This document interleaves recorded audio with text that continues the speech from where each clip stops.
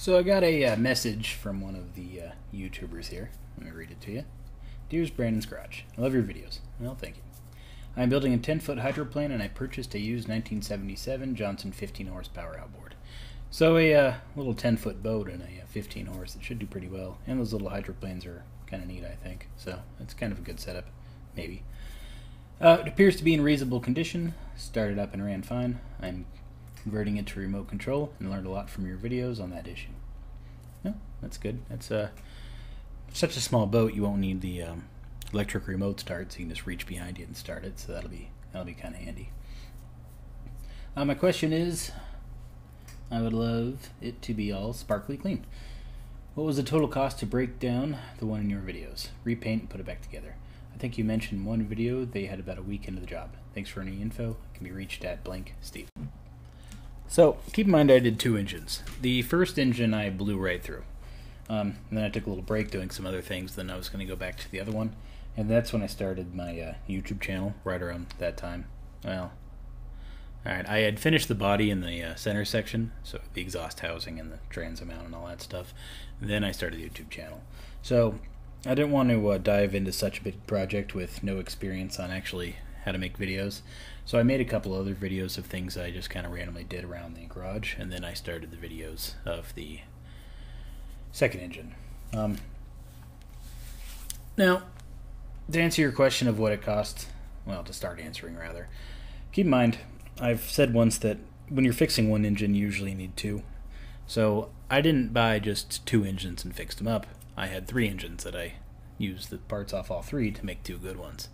And even the second one was a bit of a challenge. I wound up having to buy a lot of used parts off eBay to finish it. I'll talk a little bit about that in a little while. So, one thing you're going to run into, so I sandblast everything. Many reasons for this. It gets it incredibly clean. It gets all the paint off. Depending on the sandblasting shop, or if you do it yourself, they don't want grease on it. I found a shop that doesn't care. They just whole sandblast the grease off too.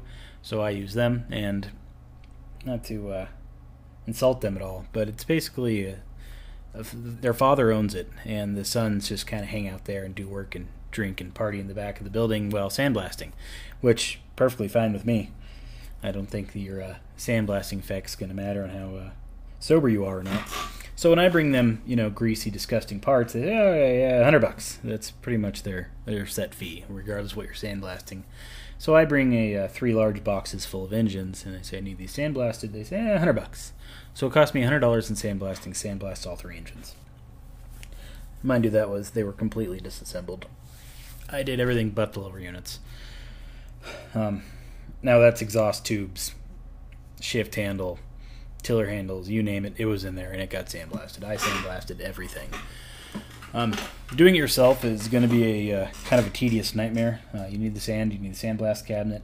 Any low-cost available sandblast cabinet is going to suck, and it's going to leak sand everywhere.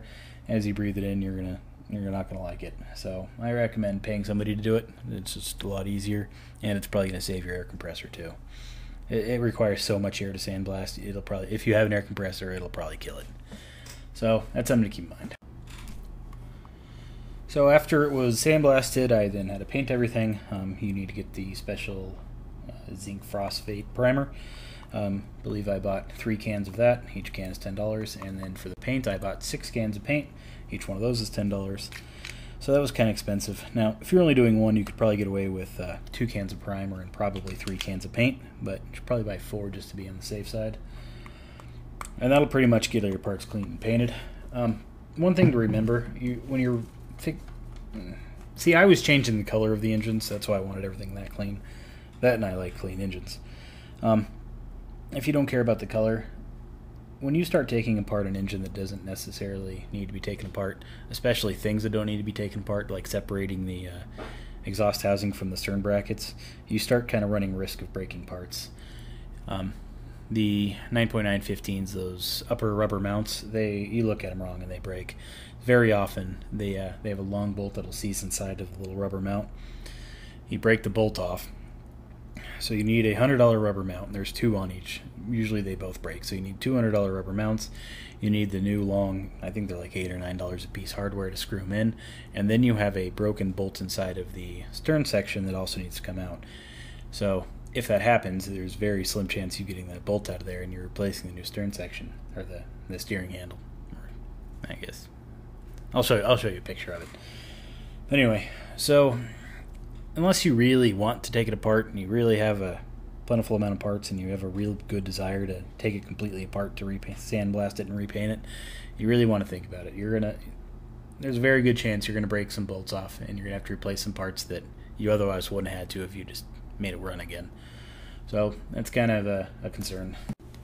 What you might want to consider doing is just getting a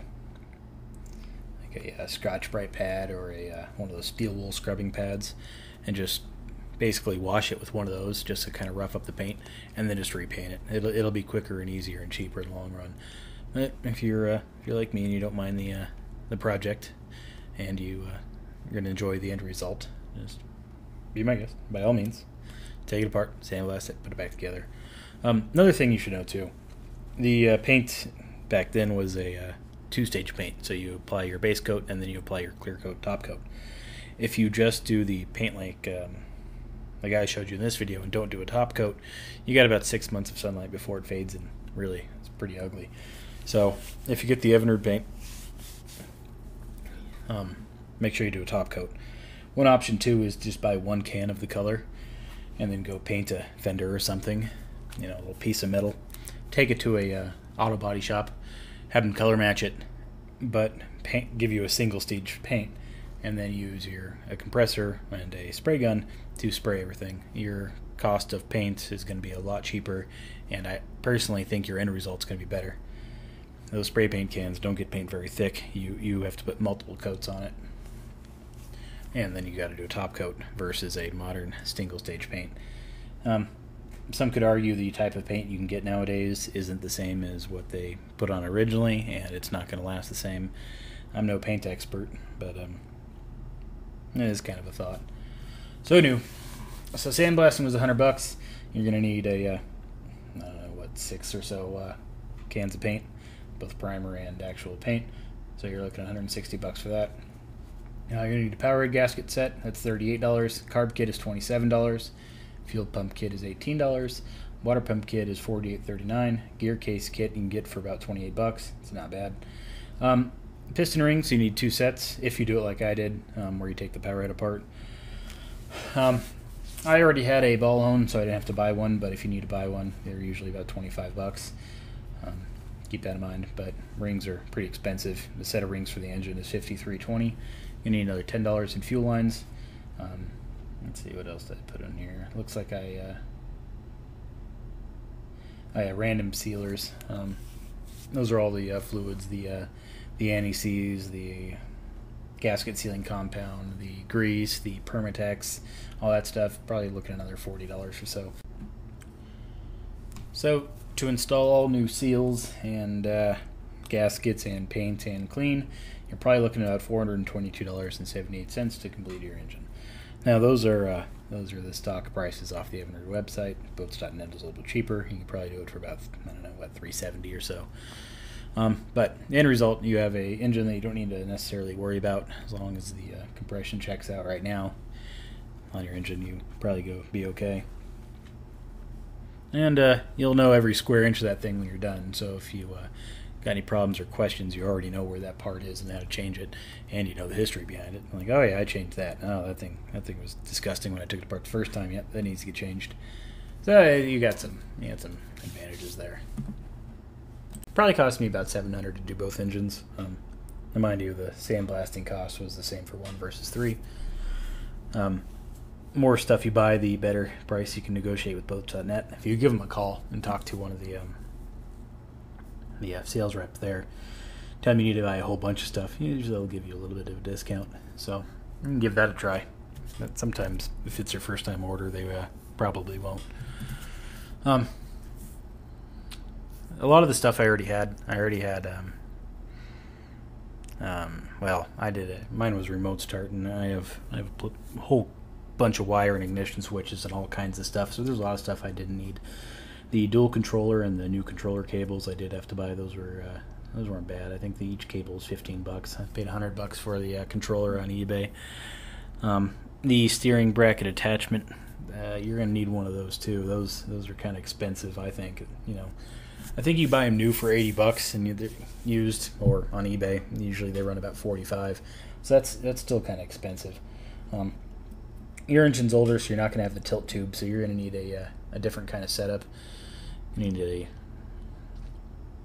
well, actually, with a 10-foot hydroplane, you probably have the dual cables running to it. In which case, your cable attachment bracket's going to be a lot less. So you're gonna, I don't know. I guess I'd have to see your setup to give you a good way to steer it, but I'm sure you know that. Well, I hope that kind of answered your question. It was probably too long and drawn out, but that's usually how I think sometimes. So yeah, if you have more questions, let me know. Or if you want more clarity, let me know too.